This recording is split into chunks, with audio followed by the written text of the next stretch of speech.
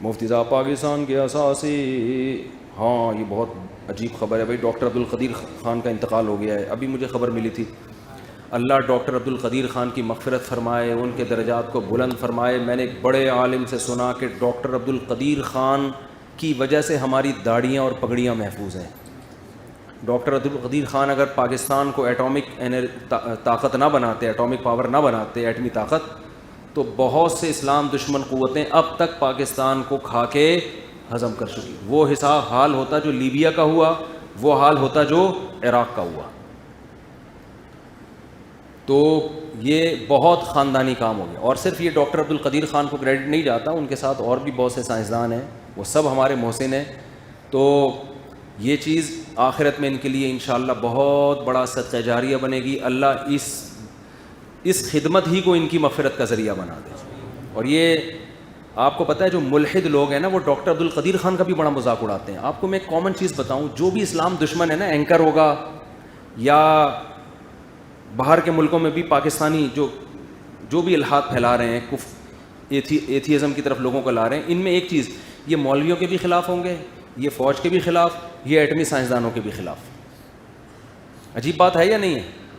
حالانکہ ان تینوں کا آپس میں کوئی لنک بنتا نہیں ہے. مولوی کی شکل الگ ہوتی ہے, فوجی کی بالکل الگ, فوجیوں کا لائف اسٹائل الگ, مولویوں کا بالکل الگ, ایٹمی سائنسدانوں کا بالکل الگ. تو آخر کون سی چیز ایسی ہے جو تینوں میں قدر مشترک ہے؟ اینکر آپ دیکھ لیں ٹیلی ویژن پہ جو آتے ہیں, جو آپ کو علماء کے خلاف لگیں گے, اکثریت ان میں فوج کے خلاف بھی ہوگی. دیکھو فوج پہ کچھ اعتراضات تو ایسے ہیں جو بنتے ہیں, کچھ اعتراضات تو ایسے ہیں, میں کوئی یہ نہیں کہہ رہا فوج دودھ کی دھلی ہوئی ہے, وہ بہت نیک ہیں, لیکن جو قدر مشترک آپ کو نظر آئے گا نا, جو فوج کے خلاف بول رہا ہے وہی علماء کے بھی. وجہ اس کی یہ ہے کہ یہ اصل میں اسٹیٹ کے خلاف ہیں.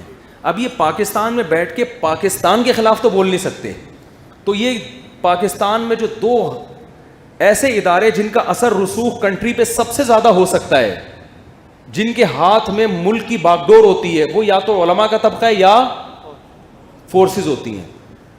تو یہ ان کو ہٹ کرنے کا بنیادی مقصد ریاست کی خلاف ورزی ہے. اور ریاست کے دشمن کیوں ہیں؟ اسلامی ریاست ہونے کی وجہ سے. میں جب آ رہا تھا نا کراچی, تو اسلام آباد ایئرپورٹ پہ میں کھڑا ہوا تھا, تو میرے ساتھ کچھ لڑکے ایسے تھے جو پہلی دفعہ جہاز دیکھ رہے تھے. میرا بھانجا بھی تھا, ان کو پہلی دفعہ جہاز میں آ رہا تھا, گاڑی میں واپسی میں. اس میں اسلام آباد ایئرپورٹ پہ میں نے لڑکوں کو کہا, میں نے کہا دیکھو دنیا میں جہاں بھی گیا ہوں سوائے سعودی عرب کے, بہت سے ملکوں کے سفر ہو گئے, ہر ایئرپورٹ پہ انتہائی بےہودگی کا ماحول ہوتا ہے. لڑکیاں چڑیاں پہن کے گھوم رہی ہوتی ہیں, بوس و کنار کھلے عام چل رہا ہوتا ہے, شراب کی بوتلیں نظر آ رہی ہوتی. میں نے کہا پاکستان کا کیپٹل ہے اسلام آباد, ایئرپورٹ پہ ایسا لگ رہا ہے جیسے ریون کا اجتماع ہو رہا ہے. کوئی لڑکی اسکرٹ میں نظر نہیں آئے گی آپ کو, کہیں شراب کی بوتل آپ کو نظر وہ مل رہی ہوگی غیر مسلم, پتہ نہیں اندر کہیں چھپڑ میں جا کے, کھلے عام نہیں ہے. میں نے کہا یار جہاں اتنی نیگیٹو چیزوں کو ہائی لائٹ کیا جاتا ہے, اس پازیٹیوٹی کو بھی تو دکھانا چاہیے نا. تو یہ چیزیں مجھے اور آپ کو سمجھ میں نہیں آتی, لیکن جو پاکستان, جو اسلام کے دشمن ہے نا, وہ یہ چیزیں دیکھتے ہیں کہ یار یہ جو ہے نا, فوج نعرہ تکبیر سے ان کی ٹریننگ شروع ہوتی ہے. جب ترکی کو بالکل ایک لبرل کنٹری بنا دیا گیا تو بسم اللہ پڑھنے پر بھی پابندی لگا دی گئی. مجھے کسی نے کہا نا کہ وہ قل هو اللہ غلط پڑھی اسمبلی میں, کس نے, وہ کون تھے یار, رحمان ملک, قل هو اللہ غلط پڑھی. کسی نے کہا یہ کیسا اسلامی ملک ہے کہ غلط قل هو اللہ پڑھ رہے ہیں. میں نے کہا کیسا اسلامی ملک ہے جس کو قل هو اللہ نہیں بھی پڑھنی آتی پھر بھی اس کو قل هو اللہ پڑھنے پر مجبور ہے. وہ مجبور ہے بسم اللہ الرحمن الرحیم سے تقریر شروع کرنے پہ. یہ تو شعائر اسلام کہلاتی ہیں چیزیں, اس سے آپ کا امیج دنیا میں جاتا ہے. امریکہ کیوں نہیں قل اللہ پڑھ کے اپنی بات شروع کرتے ہیں امریکن؟ تو یہ جو امیج دنیا میں جاتا ہے نا, اور علماء کو جو آزادی ہے یہاں پہ, کس قدر آزادی ہے. ہم حیران تھے یار ہمارے بیانات دنیا کیوں سن رہی ہے, بڑے بڑے علماء پڑے ہوئے ہیں بھائی, جتنی تمیز سے کھل کے ہم یہاں بیٹھ کے بول سکتے ہیں. یہ جو میں نے جہلم میں جا کے کلپ ریکارڈ کروا دیا, میں سعودی عرب میں ریکارڈ نہیں کروا سکتا تھا.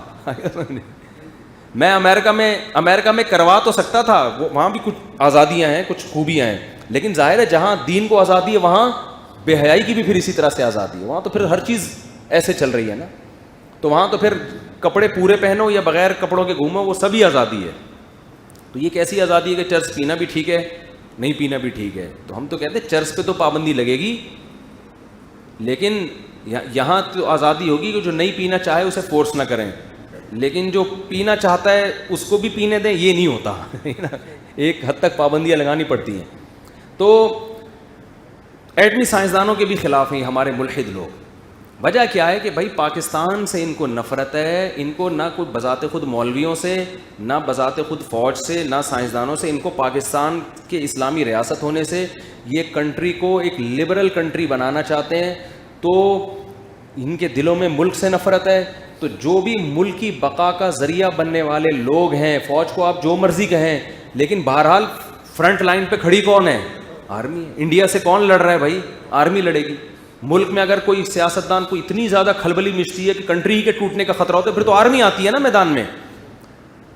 اچھا, میرے اس بیان کو لوگ کہتے ہیں ابے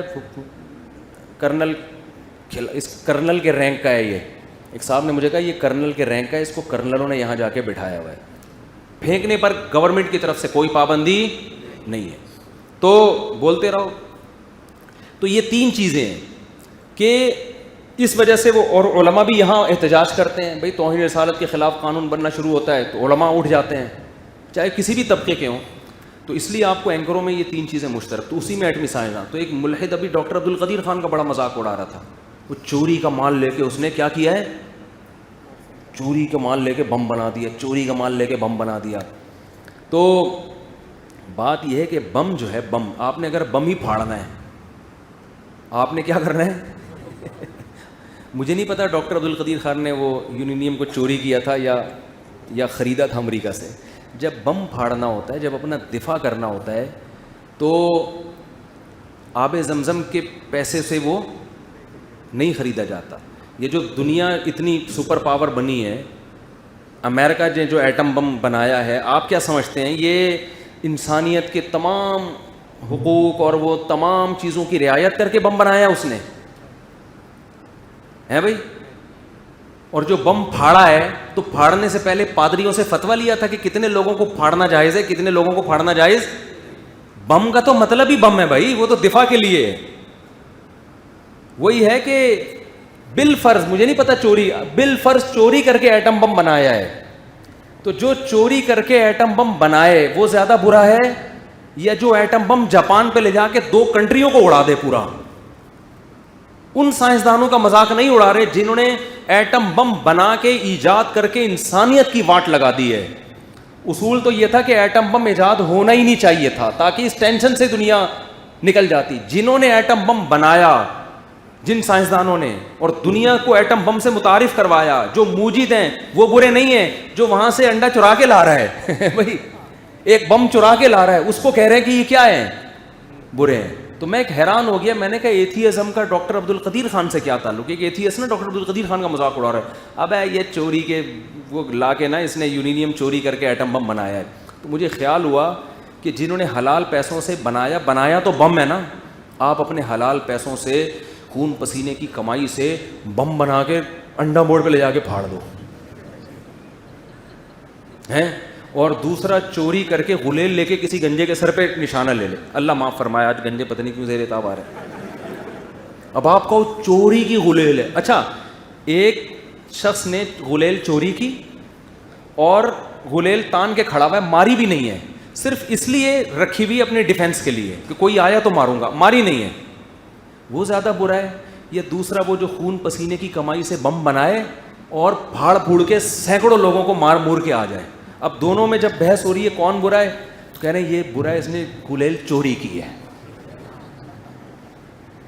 اور وہ جس نے چوری نہیں کی بلکہ اپنی خون پسینے کی کمائی سے بم بنا کے پھاڑ بھی دیے ہیں, وہ کچھ نہیں ہے. میں کہتا ہوں اگر ڈاکٹر عبدالقدیر خان نے بالفرض یورینیم کو چوری کر کے بم بنایا ہے تو بھی میرے بھائی یہ بم بنا کے اصل میں پھاڑا نہیں ہے بلکہ بم سے حفاظت کے لیے چوری کی ہے. کہ آپ نے جو خون پسینے کی کمائی سے بم بنا کے جاپان کو اڑا دیا, ہمیں ڈر یہ تھا کہ حلال پیسوں سے آپ کروڑوں انسانوں کا خون نہ بہاؤ, تو اس میں چوری ہماری کیا ہے, اگر کی بھی ہے تو بنتی ہے. یہ انسانیت کو بچانے کے لیے چوری ہے, یہ انسانیت کو مروانے کے لیے چوری نہیں ہے. تو ڈاکٹر عبد القدیر خان نے بالفرض اگر چوری کی ہے, اس چوری کو بھی 100 دفعہ سلوٹ ہے یار. ان کے ملکوں میں جا کے یورینیم لے آنا ہے بھائی, جو بم بنا کے بیٹھا ہوا ہو آپ کو پھاڑنے کے لیے, اسی کا انڈا اٹھا کے وہاں سے ایک گرنیڈ اٹھا کے لے آنا. آپ کے اس سے آپ کا خاندانی پن اور بڑھ گیا ہے, کم نہیں ہوا ہے. میں نہیں دعویٰ نہیں کر رہا کہ چوری کیا ہے, میں کہہ رہا ہوں اگر مان لیا جائے. مجھے نہیں پتا, میں کو ڈاکٹر عبد القدیر خان سے اتنے اچھے تعلقات نہیں تھے میرے کہ میں ان سے پوچھتا کہ چھپڑ میں کہ ویسے ہوا کیا تھا, یہ بتاؤ مجھے تو بتاؤ. ملاقات ہوتی تو ہم پوچھ لیتے. تو یہ اس پہ بھی اعتراض کریں. دوسری بات یہ کہ ڈاکٹر عبد القدیر خان نے ایٹم بم بنا کے انسانیت کو بچایا ہے, تو آپ کو تو سلوٹ کرنا چاہیے تھا ایتھیسٹ کو. ڈاکٹر عبد القدیر خان بڑے علماء کے عقیدت مند تھے, مفتی نظام الدین شامزئی صاحب سے بڑے عقیدت مند تھے, وہ بہت نیک آدمی تھے. اور قاضی حسین احمد جو ہے نا جماعت اسلامی کے جو سابق امیر تھے, اللہ ان کی مغفرت فرمائے, جب جاپان گئے نا تو جاپان کے جو صدر تھا انہوں نے قاضی حسین سے کہا کہ آپ لوگوں نے ایٹمی دھماکہ کر کے اچھا نہیں کیا. اس وقت نیا نیا ایٹمی دھماکہ ہوا تھا. آپ لوگوں نے ایٹم بم بنا کے اچھا نہیں کیا, اس سے یہ انسانیت تباہ ہوتی ہے. دیکھو ہیروشیما ناگاساکی تباہ ہوئے, یہ اچھا کام, اچھے بچوں کا کام. وہ تو چنگ پونگ کر کے بولا ہوگا, عام یوں چاؤں چنگ پونگ. پھر انہوں نے ترجمہ کیا ہوگا, بھائی یہ کیا بول رہا ہے. وہ لوگ اپنی زبان میں بات کرتے ہیں, قاضی حسین نے ترجمہ کروایا ہوگا. تو اس ترجمان نے بتایا یہ کہہ رہے ہیں کہ آکسیجن کے پائپ سے پاؤں ہٹا. وہ سنا دوں دوبارہ, بہت دن ہو گئے, نئے نئے لوگ بھی آتے ہیں, بس یہ آخری بات چل رہی ہے. ایک صاحب گئے اپنے چائنیز دوست سے ملنے کے لیے. چائنا میں کوئی دوستی ہو گئی ہوگی, ان کو چائنیز نہیں آتی, ان کو اردو نہیں آتی, تھوڑی بہت کر لیتے ہوں گے تجارتی. پتہ چلا جی وہ بیمار ہے, آئی سی یو میں. تو یہ گئے وہاں, آکسیجن لگی ہوئی ہے, یہ بیچارہ پاکستانی کھڑا ہو گیا, وہ چینگ پانگ کر کے نہ مر گیا. وہ اس کو بڑا یار میرا دوست کچھ آخر میں کچھ وصیت کر کے گیا ہے, اہم بات کر کے گیا ہے, چیں پاں چیں چاں کر کے نا. اس نے کہا یار یہ الفاظ رٹا لگا کے یاد کر لو, ابھی تو نئے نئے تھے, اور چائنا جا کے اس کا ترجمہ کرواؤ. کوئی وصیت کی ہے اس نے کہ اتنے کروڑ روپے فلاں کو دے دینا, یہ کر دینا. یہ گیا نا تو وہاں چائنا والوں نے ترجمہ کیا, اس پہ تھا کہ الو کے پٹھے آکسیجن کے پائپ سے پاؤں ہٹا. آکسیجن کے پائپ پہ پاؤں رکھ کے کھڑا. تو یہ جیپنیز اور چائنیز جب بھی ذہن میں آتے ہیں نا, یہ زبان مجھے آ جاتی ہے, عجیب اسٹائل سے بولتے ہیں. لکھتے بھی اپنے جھوپڑیاں الٹی پڑی ہوئی ہیں, پتہ نہیں کیا کیا ہو رہا ہے, کرسیاں پڑی ہوئی ہیں. اتنی مشکل, لکھنے میں مشکل ہے. ہماری اردو کتنی مزے کی ہے یار, زید لکھو تو زید. ان کے ہاں زید لکھنا آسان نہیں ہے. ان کے ہاں جو ہے نا الفاظوں کے پورے شکلیں ہوتی ہیں, بہت مشکل ہے لکھنا. تو شکر ہے ہم تو خط لکھنا ہوتا ہے, یہ تو بیٹھ کے پتہ نہیں کیا پوری ڈیزائننگ کر رہے ہوتے ہیں. تھائی لینڈ میں بھی ایسی ہی رسم الخط یہی ہے. میں نے کہا یار یہ کیا, کوئی الٹی کرسی یوں پڑی ہوئی ہے, کوئی چارپائیاں الٹی پڑی ہوئی ہیں, کیا اور ہے جھونپڑیاں. انہوں نے کہا ہم 20 سال سے ہمیں یہ جھونپڑیاں سمجھ میں نہیں آئی. تو وہ کہنے لگے کہ قاضی حسین احمد سے انہوں نے کہا کہ آپ نے ایٹم بم بنا کے اچھا نہیں کیا. تو قاضی حسین احمد صاحب نے بڑا خاندانی جواب دیا. انہوں نے کہا اگر آپ بنا لیتے تو امریکہ آپ پہ ایٹمی حملہ نہیں کرتا. تو ہم نے ایٹم بم بنا کے ایٹم بم کے شر سے انسانیت کو بچایا ہے. آپ نے نہ بنا کے ایٹم کے شر میں اپنے آپ کو مبتلا کیا ہے. آپ بنا لیتے نا. تو اب جب ایک نے بنا لیا تو اب ہماری مجبوری کیا تھی, بنانا تھی. تو اللہ ڈاکٹر عبد القدیر خان کو کے درجات کو بلند کرے, ان کو اس جہاں کی بہاریں نصیب کرے. انہوں نے امت پر بہت بڑا احسان کیا ہے, اور ہمیں اپنے ان سائنسدانوں کی قدر کی بھی اللہ توفیق عطا فرمائے. اور یہ جو ملحد جو ملکوں کے باہر بیٹھ کے ہمارے سائنسدانوں کو برا بھلا کہتے ہیں, ان کا مذاق اڑاتے ہیں, اللہ ان کے شر سے بھی ہمیں محفوظ فرمائے.